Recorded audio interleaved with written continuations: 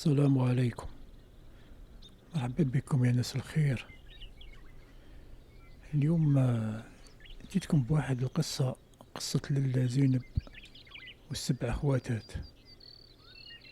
كان يا مكان في قديم الزمان، كانت مرة مسكينة عندها سبع بنات، كل وحدة أجمل من الأخرى، والصغيرة فيهم سموها للا زينب.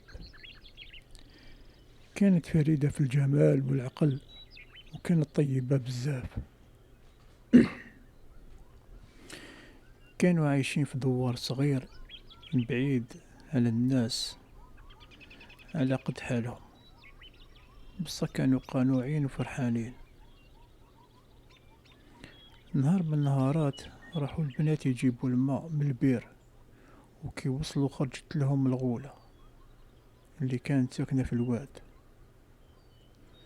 شافتهم صغار وزينين، قالت لهم: يا السبعة، نعيط عليكم وحدة فيكم تجي معايا، وإلا كلكم نديكم.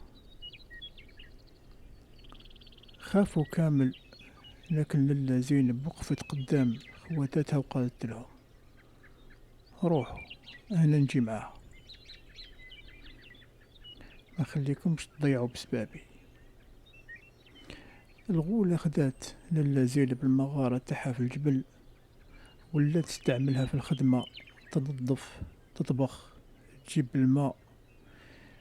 للا زينب كانت تصبر، تخدم وهي ساكتة.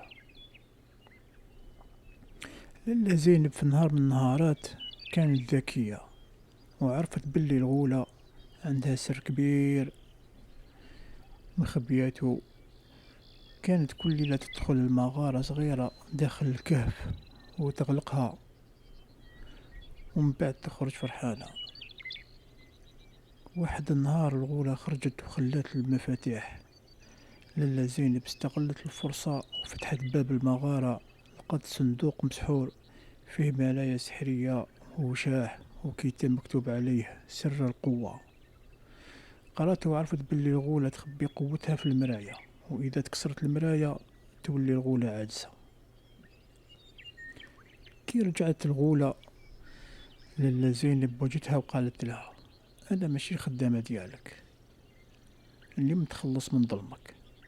الغولة ضحكت وقالت: ما تقدري ديري والو، أنا هي القوية. بصح للا زينب خرجت المرايا وكسرتها قدامها.